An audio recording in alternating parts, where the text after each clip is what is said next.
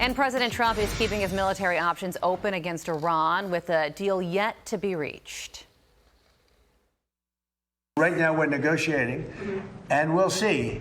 But either we're going to get it one way or the other. They're not going to have a nuclear weapon. You will have a nuclear war in the Middle East, and that war will come here. That war will go to Europe. We cannot let that happen, and it won't happen. It's not going to happen. That's more important than anything else. We can't. I can think of nothing that's more important than the fact that we cannot let Iran have a nuclear weapon, and we won't. CENTCOM still enforcing its blockade of the Strait of Hormuz, saying as of May 21, CENTCOM forces have redirected 94 commercial vessels and disabled 4 while enforcing the blockade to prevent the flow of commerce into and out of Iranian ports. Mike Sarraille, retired Navy SEAL and host of the Everyday Warrior podcast, is here now to react. Mike, thank you so much for joining us. We have some new comments from Secretary Rubio on this topic. Here he is just moments ago. On the issue of Iran, the news this morning, I know it's early it's still in the United States, a little later in the region, in the Middle East, but we await word on those conversations that are ongoing. There's been some slight progress. I don't want to exaggerate it, but there's been a little bit of movement, and that's good. The fundamentals remain the same. Iran can never have a nuclear weapon. And then added to this, of course, is the issue of the Straits. Iran is trying to create a tolling system. They're trying to convince Oman, by the way, to join them in this tolling system in an international waterway. There is not a country in the world that should accept that. And the president has, of course, said that the United States is ready to proceed with further attacks if the Iranian response is unsatisfactory. So how would restarting kinetic action work at this point? Well, good morning, Carly. Quite simple. Is you launch your jets and you possibly have troops take Cargo Island. But, arguably we should have started this 2 weeks ago, if not, 3 weeks ago.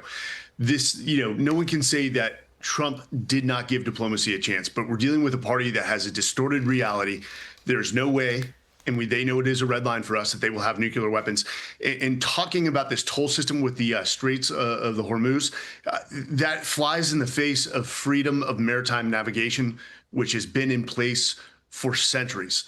It's unacceptable. So I think at this point, if we give Iran any more time, it's almost like we add to their legitimacy. And we need to take that away, because this is not a legitimate, regime. This is a fanatical, theocratic regime that has chanted death to Israel and America for over 47 years.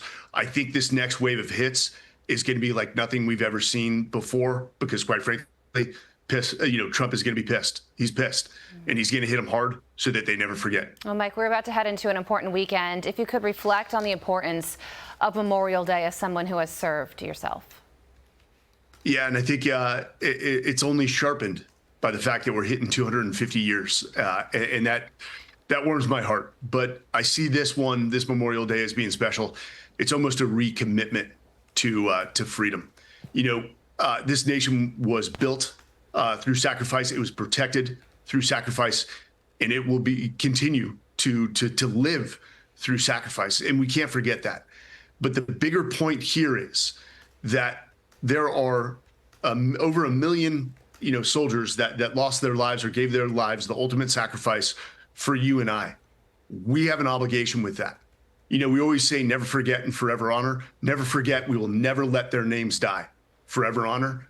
That is given on how we live moving forward to make our communities a better place, to make this nation a better place, to do everything we can as individuals and a collective to make the United States what it should be, what these people who gave their lives believed in, the potential of what we can become.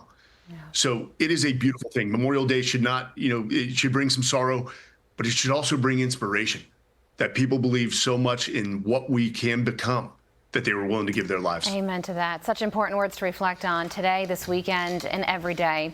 Retired Navy SEAL Mike Sarraille, thank you so much for joining us, and thank you for your service as well. For more stories honoring America's heroes, watch The Unsung of Arlington, Season 2, streaming now only on Fox Nation. Be sure to like and subscribe for all the Fox News latest on YouTube, and catch full shows streaming now on Fox One.